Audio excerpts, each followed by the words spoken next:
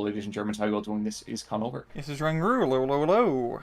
And folks, on Tuesday we brought you Division 1. Today we're actually in Division 2 of League play on Kozitrica, which is probably one of the most fun maps to say, in my opinion. But Rang, who do we have? Left hand side in the blue, we have Babaryann playing the Finnish Apana division, which may or may not be the entire reason we're casting this replay in particular, with Maverick Income. Right hand side in the red, we have Yamin playing Third Guard Mechanized Corps, also with a Maverick Income. So guys, as you know, the deal here is I'm not going to try to butcher the Finnish language any more than it already exists. So good luck in some of these infantry. Just please know that we're trying to at least get the first letter correct, and after that, it's anyone's guess. It's a free-for-all after that point. Yeah, exactly. Exactly. It's Finns all the way down. So yes, we have a soft spot in our hearts for the Finns. Why is that, right? I just really like the complete hodgepodge aspect of their military in the Second War, how they managed to fight off two great superpowers in the war and survive, and also just seeing all the unit names is really funny. Oh, absolutely. To me, it's one of those things. We actually see that quick barrage coming on in from the off maps. I say off map. Technically, it's a recon plane off map. But yeah, I am actually right in the middle of listening to a podcast again about the Winter War. It's such a guilty pleasure to know about. It's ridiculous. It's pretty insane. But we'll see if they can get a Winter War 2 on this map, so to speak. Because this is a pretty interesting map for the Finns. It's a lot of forest, which, you know, historically has worked really well for them. And they do have a lot of infantry. So I feel like for Babaryann, his best bet is just trying to play heavy down south. Yeah, that's true. And we'll see if this is another channeling of Mannerheim going on here. But for right now, a lot of their lighter vehicles, like this BAF C over here, kind of ridiculous that he's deciding to charge with something that has less armor than the tissue paper in my, wrapping paper room. Yeah, Um, those yeah. anti-tank rifles completely shredding him. Ooh, we missed it, but there was a quick barrage over here for the BM-824. Now, I remember making a comment to you that this basically was a baby Katyusha, right? Yeah, it's just discount Katyusha, really. Looking at it now, I kind of feel like someone took a look at that and said, "Oh yes, we'll make that into Kalai PM4." With an actual Ganyo and a bit of a heavier tank. Exactly, exactly. But Americans always thicker around the middle, so Blenheim coming in as the northern side, dropping 500 kgs of welcoming presence, and yep, Molotov will be proud. Those guys decide that it's better for them to go the other distance. Yeah, we got a pretty impressive push here from Yamin actually trying to push up north, which is something you don't see all too often, especially in the opener. He still has a decent position, also good use of the 50mm mortar here, an absolute deadly unit. And yeah, Babaryann's going to be investing quite heavily, because that's not a position you really want to lose. No, no, not at all. It's extremely difficult to aggress. Yes, you do have these forests over here as kind of like a loose jumping off point, but there's still a hefty amount of open space. And I don't care what the Dixie chicks say, you can't go over this wide open spaces without loss. Yeah, especially with the Finns. Of course, Apana's biggest issue is the complete lack of really any good tanks or anti-tank weaponry. It's pretty rare. And for Yamin, his division is definitely a very good counter to the Finns, as all those amateurs are pretty much designed to just butcher up anything which moves, which isn't heavily armored. True, true. Plus, you take into account that the Finns have a natural, disaffinity for working on the land. I mean, they're much. Had it been a water map, it wouldn't even have been a contest. So, the viewers out there might notice I've been in a bit of a dad joke kick for a while. So let's just let's just move past as quickly as Oh, possible. it just kicked. I do what I can. But unfortunately, I think that laughter for me was a bit of a lag because there's another one right there, and here comes a hawk swooping on in, and I forgot that they get these things. They were just,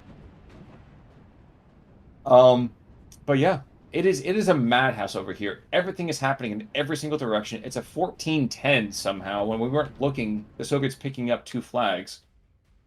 Yeah, Yamin's just pushing extremely effective through the forest. Definitely leading the charge, yeah. We are seeing Babaryann invest in some flamethrower infantry to counterattack, but The problem with this forest is that once you allow your opponent to really make a good push through here, it takes so long to counterattack because the more you push into the enemy lines, the more forest there is, the rider it gets, so to speak. And that's more like anti-partisan activity you have to do, just checking behind every bloody tree to see if there's any Soviets here. True. True. I mean, this map is kind of like the Pringles of maps, where once you pop a defensive line, you just don't stop. Oh yes, that's a very good way to put it. We're seeing a pretty decent rocket barrage here. He's going to be following in with a little half-track for us to try to pick off or capture any of his fighters. I guess it's kind of makes sense to use half-tracks as surrendering tools. As once you surrender the guys, you can just put them in as passengers and drive back. Yes, exactly. Kind of, you bring to mind a situation, some guy, actually, know what? It was Leo Majors. Yeah, they've captured like 300 dudes in that Dutch town. I was actually thinking more of the fact that he went and captured an entire German half track, made the Germans drive back to friendly lines, and got pissed off when no one shot him effectively from the point. Oh, I didn't even know about that one. I just know about him capturing that town in the Netherlands, Judge. Yeah, no. This is no. He captured a German half track, started driving it back, made the Germans drive back, and at that point, he started going back to his own lines, and the British anti-tank crews kept missing him, so he got pissed off and started shouting at them after he got back about how poor their aim was. I'm fairly certain he was like the main protagonist of like World War Two. Just the shit he pulled off. Oh, absolutely. Absolutely. And then you have like that, Campbell going the other direction. Oh, geez, another Blenheim coming in. So, of course, the Brits getting their fingers in every single battle.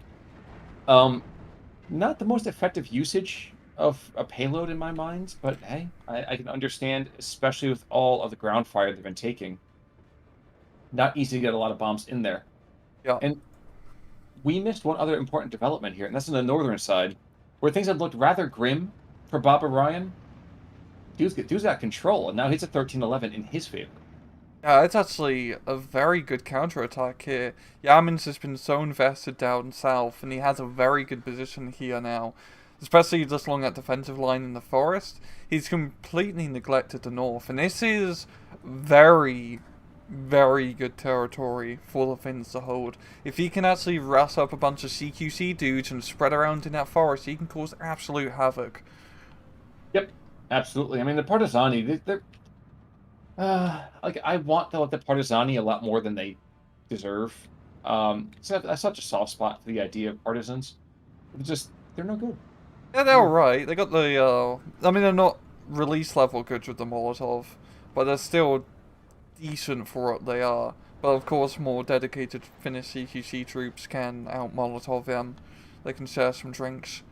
Maybe that's fair. I think for me, Molotovs and those single-use weapons are really good. But I think for me, I'm always looking at the overall kit for the squad. 2 Papa Shahs and 10 Mosins. Yeah. Uh, Yeah, after you pop the Molotovs, they're really just, yeah, to be blocking troops.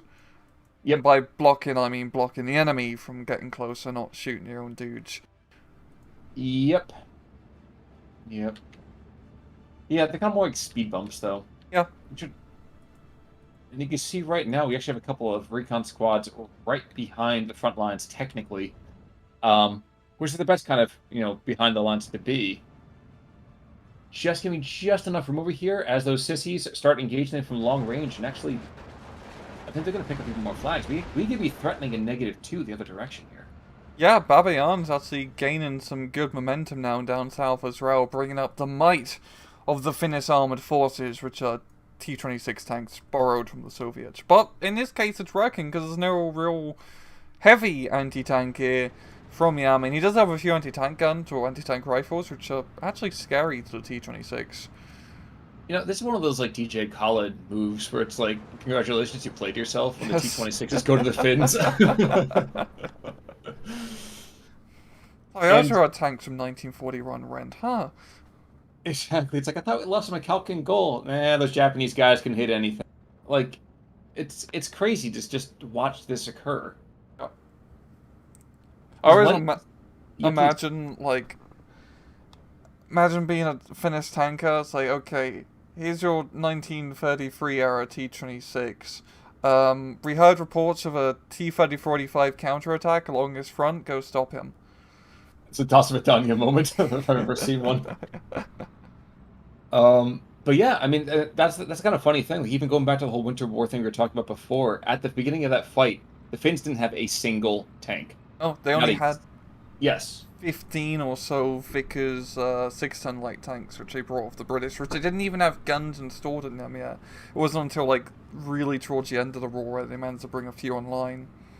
Well, yeah, I mean, just to give context, in the Toyota War, like 45 years later, I'm pretty sure there were more armored technicals like that. Oh my gosh, Chad, I want to say. I think Yeah, it Chad was had a Chad. greater fighting force with their Toyota trucks than the Finns had at the beginning of the Winter War. Like Yeah. it boggles the mind. Um, Southern side, we actually are seeing this charge of the absolutely light brigade taking out these partisanis. Again, Molotovs, while scary, don't do much against even the thin skin that those guys have. Yeah.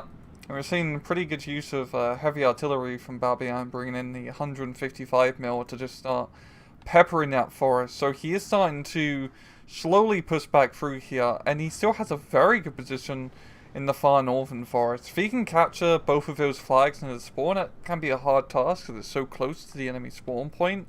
Yeah, that's like a very good position for him to be in. That's true, but the M-Tress are starting to show up. Yeah, and that's the issue. He does have some Lati anti-tank rifles, which are quite scary, but he really needs to get Shine Charge. Yes, indeed. I wonder if we actually see some rotations. No, the T-26 and the BAF-Cs are like, okay, dude, we're going to get out of here Yep. very, very quickly. Seeing more of the Hawks being brought in, really should be using one to engage Cobra. But no, it's Exactly. just, Natural predators, I would say. yeah. But going after the TUF is probably a little better. The TU2. Yeah. Take a bit of cannon fire. Really? Kill it? There we go.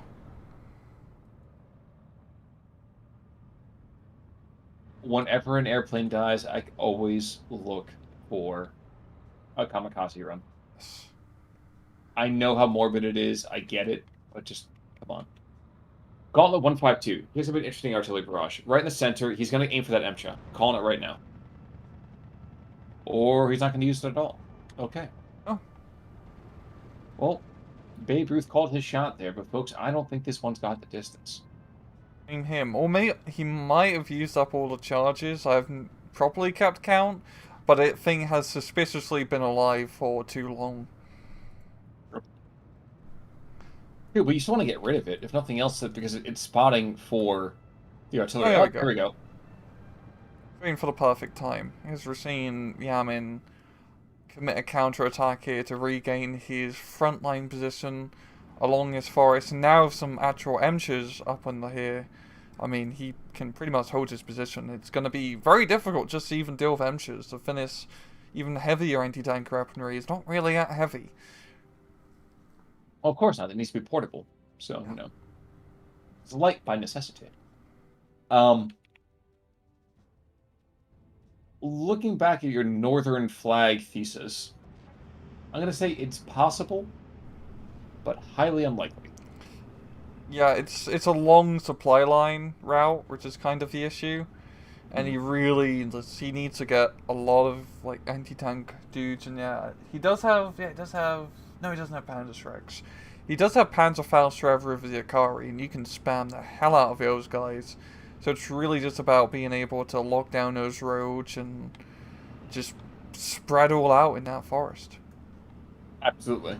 Actually, I like the use of the 76-2s from the opposite side. The Soviets bring in 76-2s to just start barraging all those committed artillery positions. You can see right now, one by one, they actually are silencing those guns. Yeah, very good counter battery. Yeah, it does have radio control fire on them, which is a very big deal in this case. And it seems like Yamin is starting to push a little bit in the center. It's honestly probably his best angle of attack, as he needs to push areas where he can use his Shermans effectively.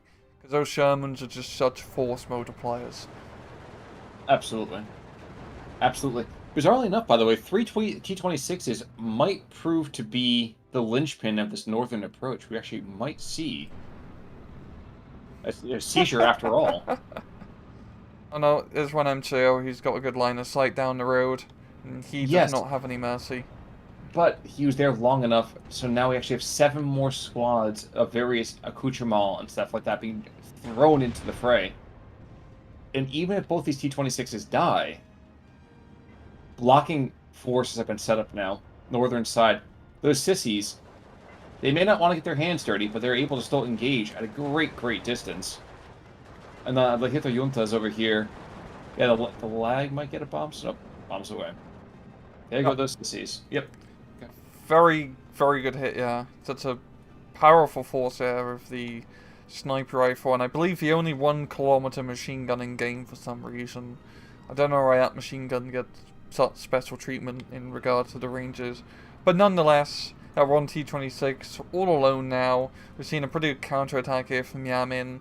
I don't know how well Babaryann's going to be able to hold onto this northern position right now. Yeah, I don't know either, but I mean, we are going to continue to limp towards C. And looking at this, there's still a ton of 45 mils that can be brought on in. And I very much want to go and be dismissive of these things, but they still have a incredible fire rate for the a light cannon over here, 12 rounds a minute though. Yeah, they can be quite effective. Yeah, yeah. So maybe what he does, he ends up using them more for suppression, and then uses the Pack 38s for the knockout blow. That's possible. Yeah, even then it's still going to be just difficult dealing with the amateurs. We are seeing a big counter-attack here from Babaryann, spamming in a bunch of Yakaris to try and push on back. It's really just that one amateur just holding that front line now. He is tanking it, you could say. But I agree. And by the way, who am I to say boo after some of the real stinkers they've put out? But barrage coming on at 152s, so look for many, many shells there. And the Yakaris over here deciding that, one town isn't enough, so push a little bit further east. Yeah, just going to be continuing to push here. I mean, both sides investing heavily in artillery, which is definitely a good idea in a very infantry-heavy matchup, such as this. Oh, I do like the sissies up north, men are getting behind the lines here.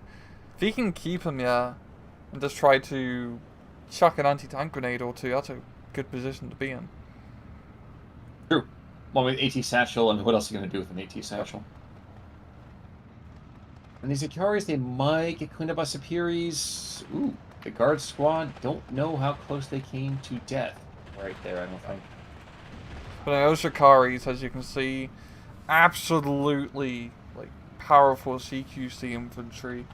There's lots of very good 20-point infantry in the game, but the Ikaris are probably one of my favorite, just because people really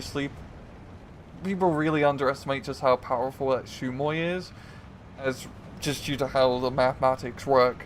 Having that extra 50-meter range on the SMG means that at closer ranges, it's even more accurate compared to a standard SMG. Yeah, folks, just as a bit, I think, of historical trivia, this is the gun that the Soviets could have had, but didn't, because they thought their conscripts were too stupid to use it. They have such high regards of their military soldiers. Well, in the meantime, too, another off-map coming on in the town, which, in my mind, I think was probably the place it should have gone in the first place. And the Vatsuvaki bringing up and killing the Emcha, so the linchpin of the defense in the center of this map is technically gone. I say technically because there's still a hefty number of guards guarding the area, as well as the 37 mil, which can obviously turn many guys into paste. And let's not, of course, forget the 3 musketeers as the Emchas sit around and realize at long last that maybe the front is going to the other direction, so they decide to go forwards here. Yeah, that's a really scary amount of Emchas, yeah. If he just pushes them a little bit more northwest and just lock down that field, he can really just open up a very good front in this northern central position, and that can really throw up this far northern push which Babaryann is trying to commit to, because he can kind of destroy the supply lines here if he just pushes those Shermans a bit more north. One thing I was just checking real quick to see is where that line of fire is from that 75 mil. Yeah, I think he's just out of range. I think he's just out of range from that. Yeah. Yeah. That 75 mil is... Oh my gosh! Oh. 45 mil! Hero 45 mil, do this! Oh man, Come that's just a on! shame. He's not gonna get it. No. He's aligning on the infantry instead of looking at the tank, which I do not understand. But Oh. okay. And he's gonna pay the iron price, because he forgot the main thing, Khan. The postman only rings once. No, Shermans have stabilizers. Oh, okay. Meanwhile, the Kevin operating system, I can only assume that's what Kev OS means. Uh, Kind of for some reason recounting by standing out in the open. So I think they had a bug in their system. But hey, Not ideal. not ideal indeed. I'm sure in the meantime he's back. He's actually into the artillery park, but theoretically, the 122 can kill him, and Theoretically. does, and does. Very lucky hit, yeah, considering all suppressing and just how inaccurate those heat rounds are. Very, very important kill. Every Sherman dead will be, 10 Finns saved pretty much at this rate. True, true. Their courage in the north, like you just said, proving their mettle over here, channeling their ancestors, 40,000 years down the line as they fight off those guard squads, heavily outnumbered. They just own. It doesn't matter what they are, they just own. Yeah, just Sumoi SMGs are ridiculous. Also worth, Absolutely ridiculous. also worth mentioning the sissies with their AT satchels are going on a bit of a walkabout, going down to the southern, well, the central, really, the central reinforcement point. Oh, So wow. I think they're afraid that people are going to kind of guess that they're there, which is understandable. Yeah. So I think the northern one's a bit more of a common spawn road, so he wants to hit an uncommon run, so it's less likely he can stay a bit longer before anyone notices. true, true.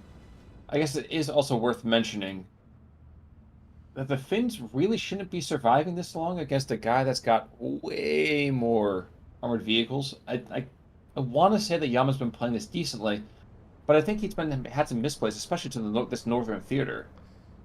Yeah, I feel like now Babaryann pretty much has the north under control. Or almost, you just need to get one more flag and then he can just play Yeah. defense, which will work well for him. But this central position is still quite vulnerable for Babaryann. If Yamin can really utilize his Shermans, another Sherman center goes down. If he Mhm. can utilize his Shermans effectively, like, there's really not much the Finns can do about it.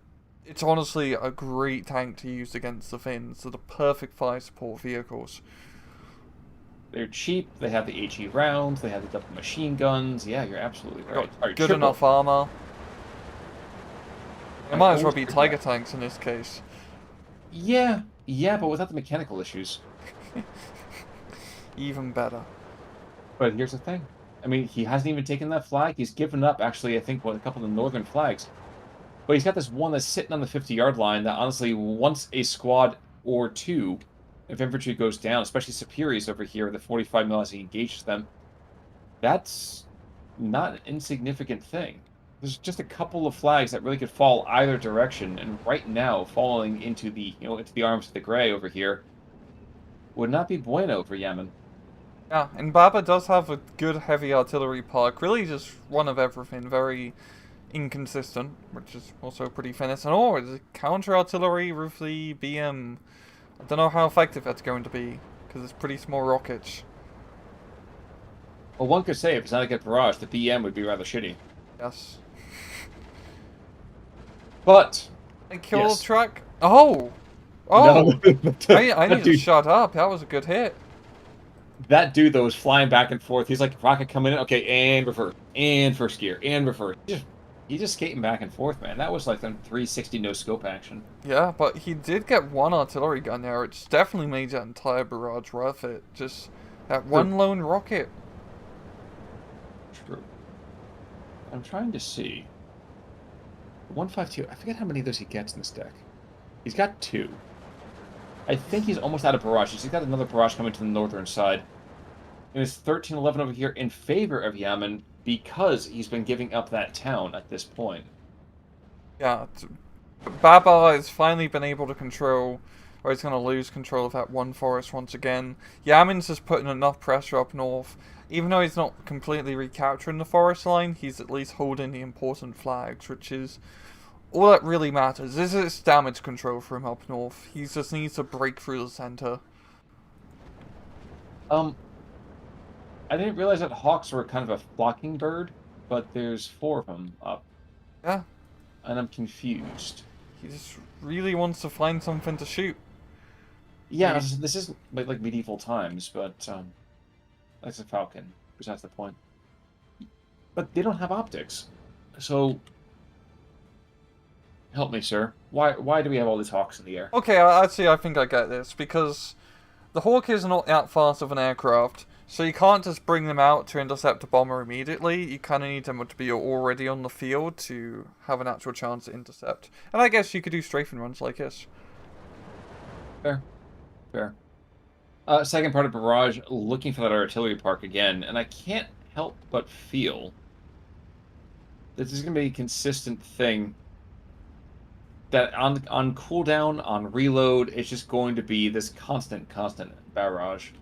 Yeah, Baba may want to think about start spreading out his artillery guns a bit more now. It's a bit more micro, but he can't really afford to keep having his main artillery park get completely shattered like this in every barrage.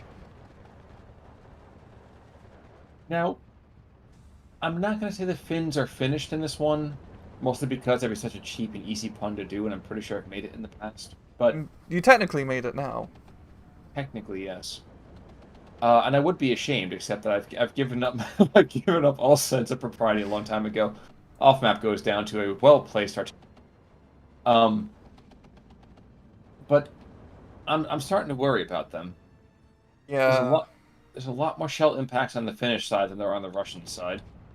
All those hawks flying around looking for a target tells me it ain't looking good. it's not. It's just the armor support here from Yamin is more than enough to just break through the central line. Babaryann's been throwing in squad after squad into that town, but we now see Yamin's pretty much broken on through. He's very close to the artillery park, and there's not a whole lot of scary units to hold us off. Looking down to the southern side, we do see that there's been a couple of Yakari that more or less have been kind of peaceful. Not completely, of course, because no one's hands are clean in this particular situation, but more or less kind of being left alone, which is kind of nice. Going for a little afternoon stroll in the forest, picking some Absolutely. mushrooms. Absolutely. Northern side as well. Yep, I think the weight of numbers has finally kind of taken its toll. There is the potential maybe to get a cheeky Faust off. No, he's forced back into the trees from Superi. In the 75 mils, yeah, there's not going to be enough of a caliber. I mean, it's hard to find guns of that caliber in the first place. And yeah, that Sherman is extremely heavily armored. A 45 mil, especially if not having APCR rounds compared to the Soviet comrades, is definitely hurting a bit in the anti-tank category. Sure. Sure. Another desperate flight of our artillery strike comes on in. I'm not sure, maybe he realized he doesn't have it anymore. I don't know.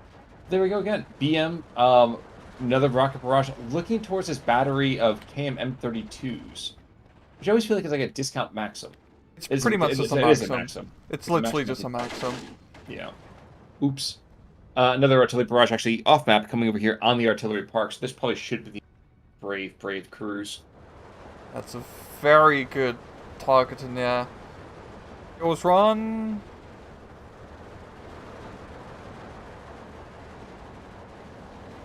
Pins Kill down the other one. two. It's as good as dead. Because every moment it's not firing is another moment that the Finns get pushed back by sheer weight of numbers. The artillery was probably the greatest shield they had left. Yeah, and now the artillery is kaput. Absolutely. And it's a 15-9, and you know what? I kind of feel the writing's on the wall over here for the Finns. Yeah, he's just Go ahead. got You can say it. he got he's finished. Yes. Yes. You know, he's getting kind of filleted down the middle here. There's certainly a little bit of, like, chopping happening over here on the northern side. His artillery park just got poached in a nice big kind of flame. Actually kind of barbecued. And while we have the brave 155 getting back into action and causing some hassles, don't get me wrong, what can one gun do against such reckless hatred? Not a whole lot, Khan. Not a whole lot. Yeah. Yeah. And with that in mind, it feels like the Finns that is just going to go and kind of slowly peter out. I wonder if Babarynn's going to see this as being a hassle here. Well, he's a solid player. I guess my question is, I wonder when he feels that it's hopeless. Yeah, let's just take a two times 2 at 30-20. Sounds good. There we go. Yeah, I feel like for this match in particular, just Yamin being so aggressive down south and completely shutting down that flank definitely helped him secure the game because that really limited Babaryann's options. He can't really push center because Sherman's. The northern push surprisingly went really well for him, but because he could only really push the north, Yamin could concentrate his forces there and beat him up. If it was a northern push, as well as also fighting in the forest down south, and just kind of infantry spamming with Ikaris and all of that crap, I feel like it would have been better for Babaryann. He really needed to secure 2 of the 3 major flanks of that map, and he could only ever do 1. The curious thing about this is that one-on-one, all the Finnish infantry, just with maybe the exception of these Rangas down here, are better than their counterparts, I would argue. Yeah, the Ikaris are just bloody on point in general, and you get a lot of them. You get a whole lot of them. And they're cheap-ish. Yeah, no, they're cheap. They're very well priced for 20 points. Like 20-point Panzerfaust, you're gonna need it. But even then, MTR's continuing to go down here, so it might still be a red victory. There still might be a lot of Soviet flags waving here real soon. But it feels like every single step is being contested. This is the bleeding white that we were kind of expecting over here on Tuesday. If you don't know what I'm talking about there, check that out. But yeah, I feel like the Soviets here are being forced to kind of use typically Soviet kind of tactics. Waves backed up by lots and lots and lots of artillery. Yep. And it's working out. He's taking some pretty heavy casualties, but he's holding the main points. And as you can see, the center part of the map is just extremely dense in flags. You know what's funny is watching a 20 mil firing an entire magazine into an Emtra Komroti, and the Emtra Komroti being like, yeah, my bell got rung, but you're dead. Yep. Sherman does not care. Sherman does not forgive, and it certainly doesn't forget. Yeah, they're kind of like the elephants of tanks, aren't they? Yeah, well, I know. I think the elephant is the elephant of tanks. Yeah, but there's not a whole lot of tusks on it, so I think I'm going for the whole, like, oh, yeah, tusks. But yeah, you're probably right. The elephant is the elephant. Ironically, I forgot about it, which makes me not an elephant. But it is an 18-6 here, folks, and I think that ×2 is a good call there, sir, because we are going to see as Renga's getting 1, M just kind of rolling on forwards, and while there might be a pound of flesh still be extracted, there's an awful lot of meat still going towards them. Yep. Yeah, this is... Babaryann is trying to fight to the bloody end here. Dude, just give up Karelia. It's okay. Theoretically, the Soviets will give it back after the World War II ends. Yeah. But I should mention over here, you're right. The Finns are such like I don't want to say cute, because that's a very dismissive and kind of limiting word here. But the Finns are such a fun division to cast, just because they're so scrappy. Like, you need to be constantly attacking, and you got to be a little bit sneaky about things too. Yeah, you really got to make the most out of your infantry anti-tank weapons, because they're really your most efficient way of knocking out, especially some of the more heavily armored tanks. Yep, but as you see Su-85s backing up those Shermans moving on in, yeah, it's an F and ambush, dude. There's nothing that's going to happen here. Superior's going to pick up on this Pak-38, who might kill the Su-85. We'll see. But yes, he runs out of time, and that last shell that could have killed doesn't do anything. And then looking at the KD here, actually, yeah, 700 is different, which definitely feels about right. But the thing is, too, is we're looking at just raw numbers. The raw numbers of death. Yeah, the Finns. If this was a real division, these guys aren't. They're combat ineffective. Yeah, this is everything in the especially in that division, is so cheap. Yep, and that's the thing. Like one MCHO over here. Excuse me. 3 anti-tank guns, 2 machine guns, 2 squads of infantry. Superiors, 3 squads of infantry, 1 machine gun. Guard squad, Oh. 1. two machine guns, a partridge in a pear tree, an anti-tank position, some snipers. There's just like there's some standouts. Not many, but there are some standouts. Truly a god. Truly a guard indeed. Yeah. And then losses, Yakari doing decent. Nothing else really stands out. The Finns truly were spreading out the death and destruction among themselves. And that's kind of the fun thing about them too, is that these guys are they're scrappy in the first place, and they're also by necessity, you have to be very united in the way you kind of deploy everything. Yeah. They also ironically work pretty well with Maverick style incomes, because even if you get into C phase, it's not too bad. You're all you're doing is buying 20 points infantry like 75% of the time. Exactly. Exactly. Oh, yeah. But tell me, sir, what else we got going on? Anything else kind of coming here? Any other words of I inspiration or do thought actually process have about a this? final thought, and that is you, people at home, the viewers, in this upcoming Nemesis vote, you are going to vote for Battle of Tehran, the Finnish one. We're going to get another Finnish division in this game, whether you like it or not. That's all I have to say. I actually wholeheartedly agree with that. It is your duty. It is your duty to do it. So please, please, please go out there, vote. Let's get another Finnish division. Forget Dunkirk. We already were celebrated enough. Let's celebrate a country over here that does a lot of pressure. Let's do it, please. Oh yeah. Oh yeah. Folks, until next time, I'm Connell Work. I'm Rangru, take it easy.